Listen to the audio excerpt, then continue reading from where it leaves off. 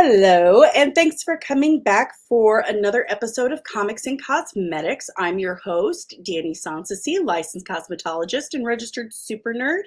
And today I'm very excited because we have the designer and artist from some of my favorite and probably your favorite nerdy things ever. Nerdlings of all shapes and sizes, I give you Mr. Neville Page. Hello. Hello. You did Worf. That's all I care about right now. How are you? I'm good. I'm really good. Thank you.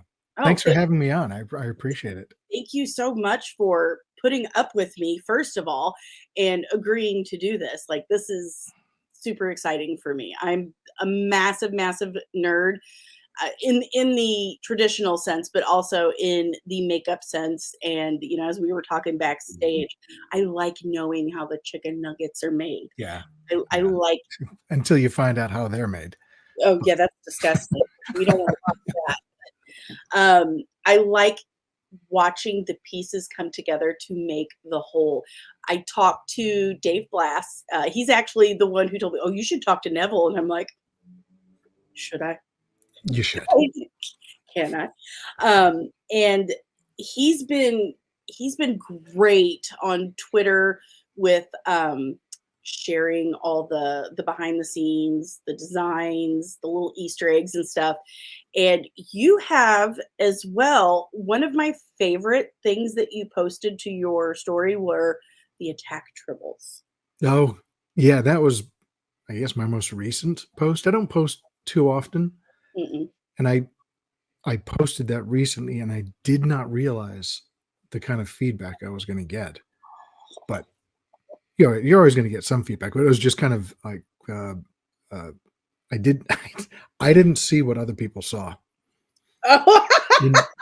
Sincerely, I mean, I really did not. I didn't either until you just said that, and I was like, "What could people see?" Oh Yeah.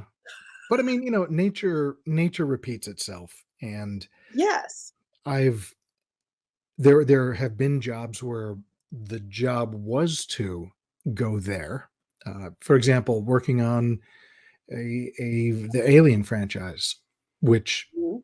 Mr. Giger was the one at the helm of those aesthetics, and we know that he did certain things that were provocative in aesthetic and content. So you're obligated to do that. But with the the tribbles, it was just purely an exercise in probable potential biological I mean, it made realism. sense. Yeah. Yeah, it makes sense. And it wasn't until it was pointed out to me, I thought, oh, didn't I didn't see it, and I still don't. I get it. I get the perception of it, and it doesn't matter because nature's nature. Right. But I'm glad you enjoyed it. Yeah, I thought I have wanted to do the tribble anatomy for years, Oh, yeah. just because it's such it's not been touched, and it just felt like when something's not been touched and we don't know what it is, it's just kind of free license to do whatever. Mhm. So it was a real delight to be able to do that.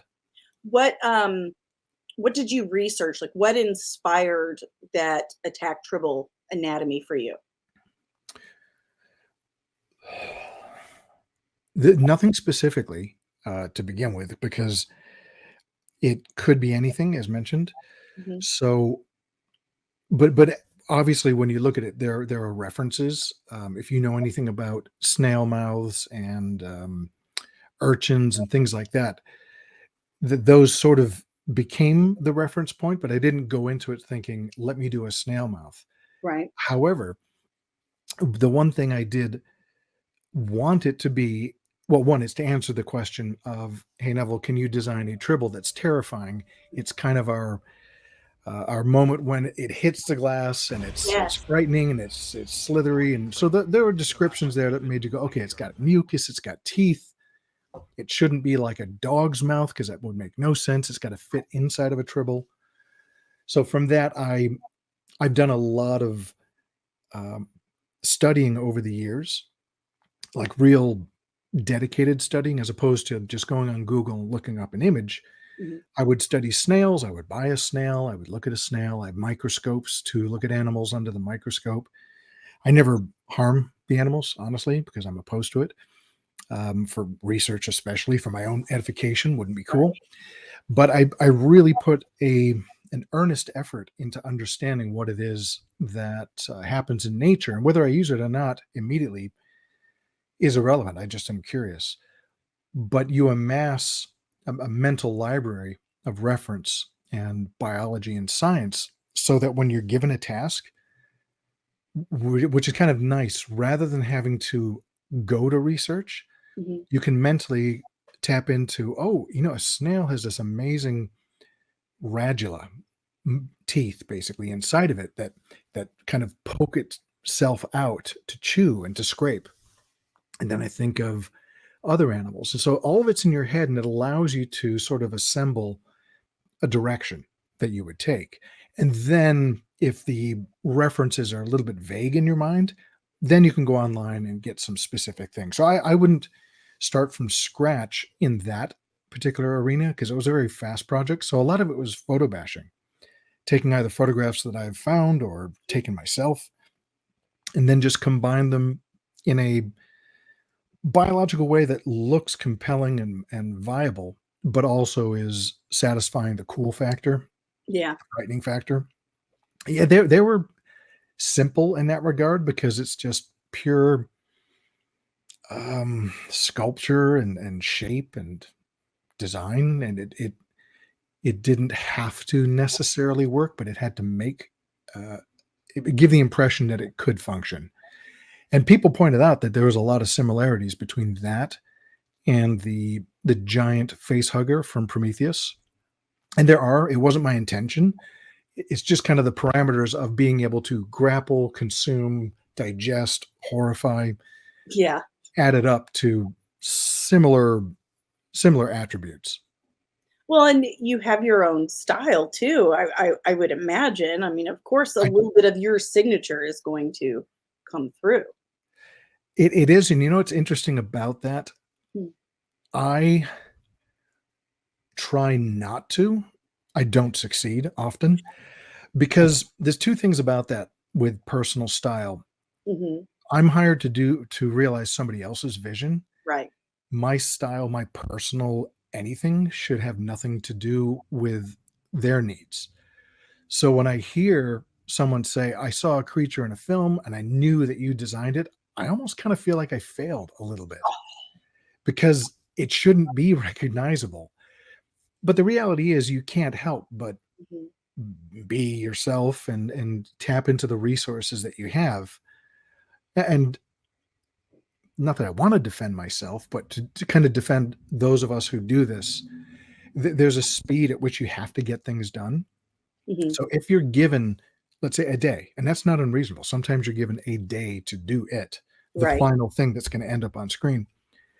If you're given that short amount of time, you only have the time and the resources to reference, to execute something. The gestation period of allowing something to percolate and evolve in your mind for a while is Yes. very, very short. Yes. So there are times, and I have gone into some assignments where it's like, what you've just asked me to do means I'm going to have to give you what I know I can do and reference. It's going to be, sorry, we just blacked out for a second. It's That's going to okay. be, it's going to be the same shapes and same language that I've done because that's the one I can go to the quickest. In the spirit of Avatar, for example, where Jim gave us months to develop something. It means you can try, explore, make mistakes, try again, explore, make mistakes, and really push the envelope. But if you only have a certain amount of time, it's kind of like you're going to get what I know. I'm Well, going to pull out the library and the tools that I've been using for ages.